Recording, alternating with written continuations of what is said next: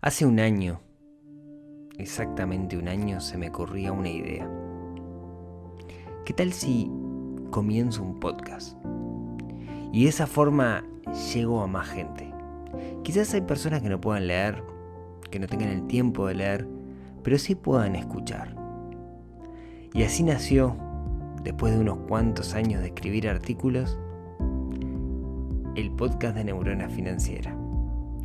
Hoy, un año después, o casi un año en realidad, porque el primer episodio es del 4 de julio, aquí estamos. Bienvenidos al episodio 51 de este podcast.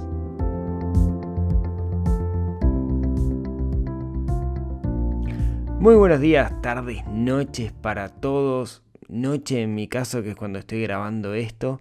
Y estamos de cumpleaños. Estamos cumpliendo el primer año de cumpleaños, digamos. Estamos cumpliendo el primer año de este podcast. Espero que el primero de muchos. Así que este va a ser un capítulo relativamente especial. Un capítulo donde me voy a tomar algunas libertades para contarles algunas cosas, algunas curiosidades luego de este año. Mi nombre es Rodrigo Álvarez, soy el creador de neuronafinanciera.com. Como muchos saben, yo comencé escribiendo en un blog, sigo escribiendo, de hecho, es una cosa que hago regularmente, pero tiene mucho más llegada, digamos, esto del podcast. Así que hace un año que me embarqué en esto de todos los miércoles, o casi todos, tengo un par de faltas por ahí, en vacaciones de enero, pero casi todos los miércoles tener un episodio de aproximadamente 20 minutos para contarles algo que les pueda aportar valor y les pueda ayudar en su camino de construir un plan financiero personal o de no sufrir estrés por dinero. Este, como les decía, es un capítulo muy especial y me quiero tomar algunas libertades por este cumpleaños. Si me preguntan qué es lo que más me ha aportado el tema del podcast, es que el hecho de que la gente me escuche, de que me escuchen la voz, genera como más confianza, podríamos decir. En ese sentido, he conocido un montón de gente que me ha contactado gracias al podcast, con las cuales he construido vínculos, con las cuales he charlado, con las cuales hemos conversado. Y eso para mí es algo que es brutal, ¿no? Creo que construir vínculos es una cosa increíble. Y no sé, la semana pasada estuve en Chile y me terminé yendo a hacer un tour con la recomendación que me hizo Juan, que a Juan lo conocí por el podcast, digamos, ¿no? De hecho, ni siquiera nos conocimos personalmente porque no nos dio el tiempo, pero hemos hablado y me ha hecho recomendaciones. O sea, a mí me ha aportado muchísimo esto. Yo sé que mucha gente me dice que el podcast le ha aportado mucho, pero quiero que sepa que a mí también me ha aportado un montón. Y en ese sentido lo veo como una relación no unidireccional, sino bidireccional. Así que a todos los que escuchan regularmente, muchísimas gracias. Sin duda, si ustedes no estuvieran ahí, esto no sería lo que es, digamos. No quiero decir el éxito que es, sino que esto simplemente no sería.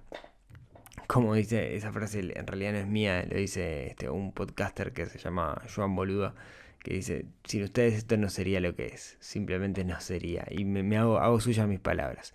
Les quiero contar, ya que estamos en confianza, y este es un capítulo especial, les quiero contar algunas detallecitos o cositas del podcast que me parece que está bueno ventilarlos o que ustedes lo sepan para que se hagan una idea.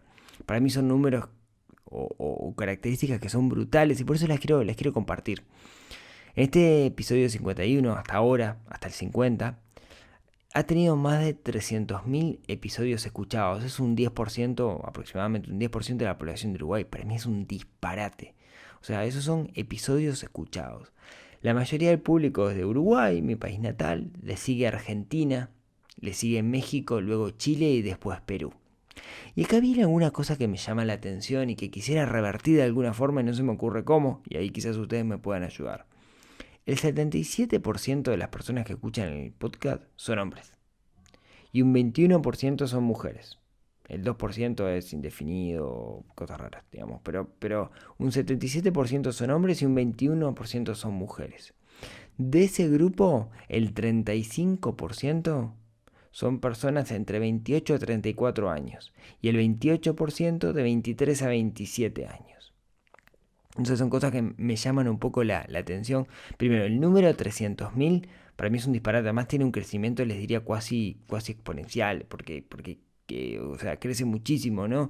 Hace creo que 3 4 meses estaba agradeciendo porque tenía 100.000 episodios escuchados y ahora estamos en los 300.000. Sin duda que el principal canal hoy por hoy es Spotify, porque por estas zonas Spotify es el que manda, aunque por ejemplo por España me escuchan mucho más en iVoox, ¿sí? Creo que son algunas curiosidades que están buenas. Sepan hoy por hoy, digamos, que son entonces parte de una comunidad donde, digamos, hay por lo menos 20.000 personas que están escuchando este podcast, ¿sí? Así que bueno, a todas esas personas o a los que se han pasado por alguno de los episodios, que quizás no escuchen esto, muchísimas gracias y quiero agradecerles. En vez de recibir un regalo, quiero hacer un regalo yo a ustedes. Eh, como, como saben o no, por allá por el 2013, si no me equivoco, yo escribí un libro, en 2014, escribí un libro que se llamaba Finanzas Ninja. Este libro lo escribí con una editorial que fue Fin de Siglo y esa editorial tenía, digamos, los derechos del libro hasta hace poquito, donde pude negociar la salida, digamos, pude negociar quedarme yo con los derechos. Mi idea original es actualizar el libro. Es un libro de Rodrigo hace 5 años. O sea, si hoy tuviera que escribirlo, lo escribiría totalmente distinto. Pero mucha gente que lo ha leído me dice que le ha aportado valor. Entonces tampoco lo voy a descalificar, ¿no? En ese sentido, tengo el manuscrito original del libro, tengo el PDF que fue a imprenta y quería regalárselos. Así que como premio a todos aquellos que escuchan el podcast, durante 24 horas a partir de este miércoles va a estar disponible el libro a modo de regalo para que lo bajen de forma gratuita. No está en Amazon, digamos, es la primera vez que lo voy a entregar así de forma digital.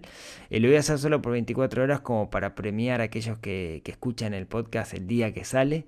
Lo van a poder bajar de neuronafinanciera.com/libro, ¿sí? Solo 24 horas, o sea, va a estar el miércoles 3 de julio, va a estar disponible el libro, después lo voy a sacar, ¿sí? Así que bueno, es un regalo a modo de agradecimiento para todos aquellos que escuchan el podcast el mismo día que sale. Bien, igual tenemos un tema para charlar, ¿sí? Como saben ustedes, el primer miércoles de cada mes me dedico a contestar preguntas y hay una pregunta que me ha llegado mucho últimamente y es la siguiente. Yo el año pasado comencé junto con la gente de Sinergia Campus, que es una incubadora, una escuela de negocios, digamos, Sinergia en realidad es un cowork y ya creció muchísimo en muchos aspectos. Y me pidieron que liderara la parte de cursos de finanzas personales como para desarrollar el soft skill de la gente. En ese sentido, creé un curso de finanzas personales que lo he ido perfeccionando con el tiempo. Y justamente ahora, a partir del 24 de julio, vamos a tener una nueva edición de este curso. Y he recibido unos cuantos mensajes, correos, Instagrams que me preguntan, che, yo sigo el podcast al pie de la letra, etcétera. ¿Me conviene hacer este curso? Y la verdad no lo sé porque no sé el estado de cada uno. A mí me parece que aporta valor, o lo creé al menos y lo vengo modificando día a día para que mejore y aporte valor a todas las personas. No importa el nivel que estén, de hecho me aporta valor a mí cada vez que lo doy. Pero yo lo que les quería contar es, independiente de si quieren hacer el curso o no quieren, o lo pueden o no lo pueden hacer, cuál es ese contenido, porque es una guía básica de los pasos que cada uno de ustedes debería seguir si quiere construir un plan financiero personal. ¿A qué le llamo plan financiero personal? Bueno, es un concepto que no lo inventé yo, la primera vez que lo leí en un libro de Hugo Benedetti que se llama Negocios e Inversiones. Un libro que creo que ya he recomendado y lo recomiendo nuevamente. La idea es que cada uno se lleve un plan personal para conseguir sus objetivos financieros. Por eso es personal, ¿no? No es un plan financiero, sino es un plan financiero personal. Cada uno va a tener objetivos y va a ser distinto el plan, ¿no? Entonces, el curso en realidad tiene una modalidad de taller. O sea, no es un curso, en realidad es un taller. Y el taller tiene no solamente el contenido teórico, sino que tiene la discusión que se genera en la propia clase, en el aula, que a mí me parece que es lo que aporta más valor. Las relaciones que se construyen ahí y la discusión que se genera es lo que aporta valor. Entonces, yo lo que les quería contar era cuál es el contenido de ese curso. ¿Para qué? Por si el día de mañana ustedes dicen, bueno, yo no quiero hacer ese curso, pero escucho los podcasts o cómo debería organizarme. Yo lo que les quiero contar es cómo lo tengo organizado para que ustedes lo usen como herramienta para poder construir su propio plan. ¿Cuáles son los pasos necesarios para construir un plan financiero personal a mi entender? ¿Sí? Entonces, cuando arrancamos, me parece que el primer paso es ver cómo es nuestra relación con el dinero.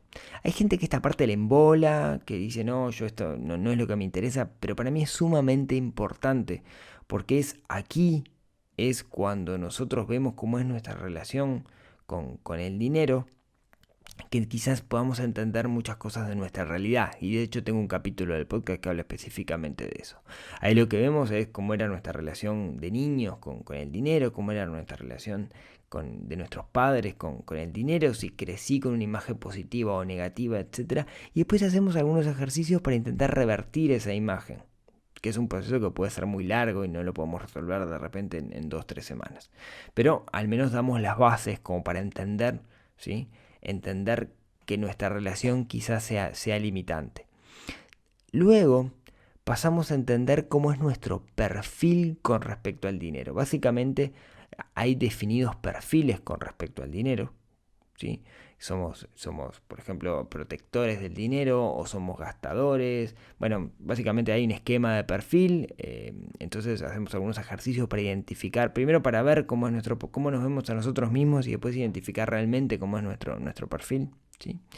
Entendiendo eso nos sirve como insumo para saber dónde estamos parados. Después pasamos una etapa que es entender qué viene a ser exactamente el concepto del dinero y qué significa para nosotros, ¿sí? Muchas veces ahí lo que notamos es que mucha gente se enfocan en tener cosas, ¿sí? Entonces primero piensan en qué quieren tener, después qué tienen que hacer y al final qué tienen que ser para conseguir eso. Y nosotros acá lo pensamos de una forma totalmente al revés. Primero, qué tengo que hacer, después eso me va a decir qué es lo que tengo que hacer y después eso me va a terminar diciendo qué es lo que tengo que tener. Teniendo eso claro, pasamos a definir cuáles son nuestros objetivos. Definimos objetivos. Usualmente los definimos mal los objetivos, entonces trabajamos en cómo se define un objetivo de forma correcta y definimos objetivos financieros en el corto, en el mediano y el largo plazo. Ya les adelanto, el más complicado usualmente es el del largo plazo y en realidad el plan financiero personal va para ese lado, ¿no? Para el largo plazo. ¿Por qué? Porque quiero construir, digamos, hábitos sanos con respecto al dinero en el largo plazo. Luego que tenemos claramente definidos los objetivos, de nuevo que son personales y que los comparamos con los de nuestros compañeros para ver, digamos, cómo son, lo que hacemos es pasar a entender un concepto que es de Kiyosaki, que es el cuadrante del flujo del dinero. Básicamente lo que nos dice el cuadrante del flujo del dinero es entender dónde estamos y entender la deuda, digamos, como un pasivo que estamos adquiriendo. Ahí lo que nos lleva a pensar es cuál es nuestro valor de hora de trabajo. Y eso nos cambia un poco el esquema con el cual medimos la realidad. Porque si tenemos claro cuánto nos cuesta a nosotros trabajar, eso nos va a dar la pauta también de medir, digamos, nuestro esfuerzo o medir también el consumo, ¿no? No es lo mismo comprarme algo que sé que me sale 100 pesos que sé que me sale una hora de trabajo, ¿no? Pienso las cosas distintas. Teniendo eso claro, digamos, entendiendo bien el cuadrante, que me parece que es una herramienta de las mejores cosas que nos ha dado Kiyosaki, pasamos a ver cómo registrar los gastos. Me habrán escuchado 1000 veces decirlo, pero el registro de gastos es una de las herramientas más poderosas que tenemos y es lo que nos permite construir el hábito de entender en qué se va el dinero, ¿no? Hablamos un poco de cómo construir el hábito, porque construir el hábito no es fácil. Hay una metodología para construir hábitos, ¿sí? Que está basada, digamos, en acciones y en estímulos, digamos. Hay un libro muy bueno que lo conversamos que se llama El poder de los hábitos, pero tenemos que construir hábitos. Entonces trabajamos sobre el registro de gastos, no solamente, digamos, el hábito, sino la teoría de cómo hacerlo de una forma correcta. Después pasamos a hablar del mercado de consumo, ¿no? ¿Por qué el mundo está como está? ¿no? Cómo yo soy parte de un gran esquema, cómo soy un engranaje más de un gran esquema y en realidad termino haciendo cosas que no es exactamente lo que quiero hacer. Ahí saltamos a lo que es el consumo inteligente, ¿no? O sea, cómo comprar bien, cómo consumir de forma correcta, teniendo en cuenta si lo que estoy consumiendo está alineado con mis objetivos o no. Y luego nos metemos en el tema del endeudamiento. El endeudamiento es un tema que es súper importante entenderlo, entender cómo funciona una tarjeta de crédito, entender cómo funciona una hipoteca, que muchas veces es una de las decisiones más importantes que tomamos financieramente hablando en nuestra vida y ni siquiera entendemos cómo funciona. ¿Sí? Entonces ahí hablamos bastante, vemos ejemplos de plaza, entendemos algunas siglas como la tasa efectiva anual, ¿sí? Leemos alguna o nos metemos digamos en alguna reglamentación para entender cómo funcionan, quiénes son los que dan el mejor préstamo y por qué no vale la pena meterse en eso. Teniendo eso presente, entendiendo cómo funcionan los mecanismos de deuda, nos metemos de lleno en el ahorro. Yo he hablado bastante del ahorro, que el ahorro tiene que tener un objetivo, etcétera, pero damos algunas pautas de cómo ahorrar o algo. Digo, estoy hablando en tercera persona como si fuera jugador de fútbol. Le charlamos, ahora sí, porque son entre nosotros, charlamos de algunas pautas del ahorro, de qué significa el ahorro, por qué es importante, etcétera. Y con todo esto nos metemos ahora a elaborar un plan financiero personal con un método de 5 pasos, ¿sí? Que con uno de los 5 pasos, digamos, cada uno de los 5 pasos está relacionado con los puntos anteriores, excepto 2, que es el del presupuesto, que ahí lo que vemos es cómo elaborar un presupuesto anual y cómo darle seguimiento a ese presupuesto anual.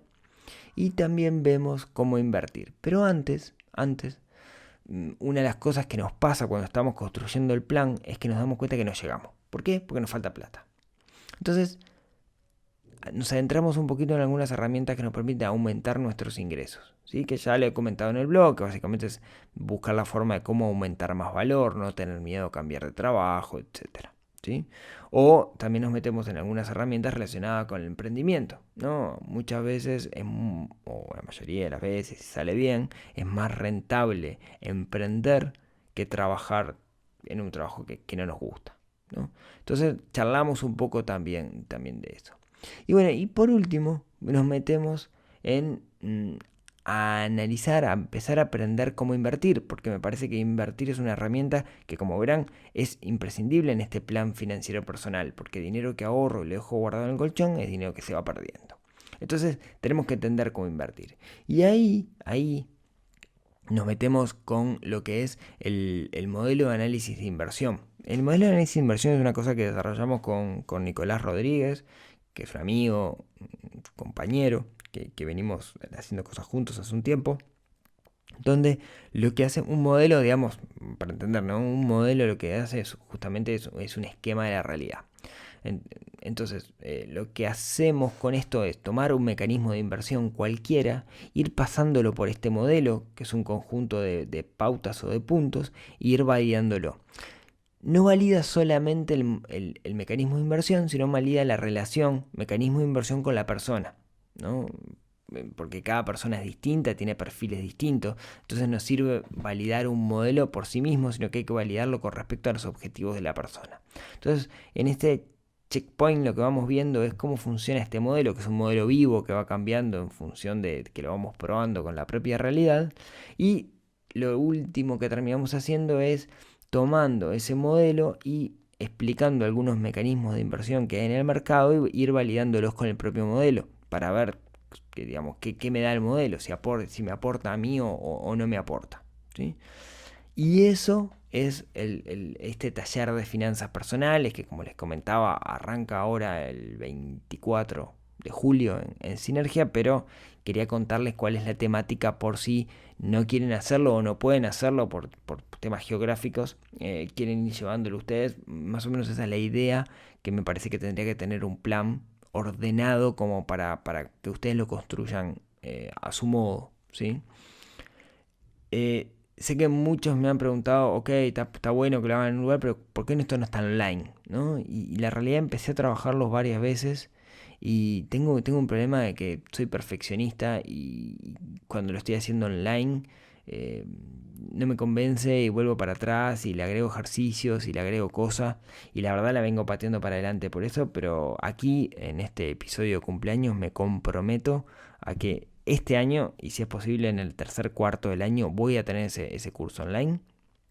Ahora vengo un poco atrasado porque estoy generando contenido para el Club del Inversor, que es este otro proyecto que estamos comenzando, que ya hablaré en su momento en un episodio específico del podcast, y si puedo con Nicolás, que es quien me está acompañando en este emprendimiento. Y bueno, no me queda más que soplar esta velita imaginaria que tengo aquí frente a mí para festejar este cumpleaños. Y ojalá sean muchos más y ojalá me sigan acompañando y me sigan mandando feedback y todas esas cosas lindas que recibo de ustedes. Así que si me quieren hacer un regalo de cumpleaños, aquellos que no lo hicieron, lo que les pido es que me agreguen en sus bibliotecas en Spotify, porque eso hace que llegue a más personas, que más personas lo vean. De hecho, en Uruguay era el podcast más escuchado, fue durante mucho tiempo, y ahora me pasó Océano FM, que es una FM muy, muy conocida, así que juegan en otra liga, así que no me preocupo por eso. Pero si me quieren agregar y quieren compartir y mandarle a sus amigos este podcast, yo encantado y se los agradezco mucho. También aquellos que por medio de iTunes o iVoox o Google Podcast o alguna otra plataforma me escuchan, también se los agradezco muchísimo. Si me agregan en sus bibliotecas o lo comparten, ahí me estará haciendo un favor enorme. Y lo que logramos al final es que esto siga creciendo, y ojalá el año que viene nos estemos encontrando en este frío julio de Uruguay, soplando 2 velitas y contarles que esos 300.000 se han transformado en 1.000.000. Para mí sería un honor enorme. Ya es un honor saber que están ustedes del otro lado escuchándome.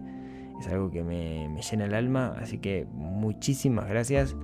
Y si les parece y si tienen ganas, nos escuchamos el próximo miércoles con algún otro episodio de este podcast que nos ayuda a desarrollar esa neurona financiera que tenemos un poquito dormida y tenemos que despertar. Muchísimas gracias.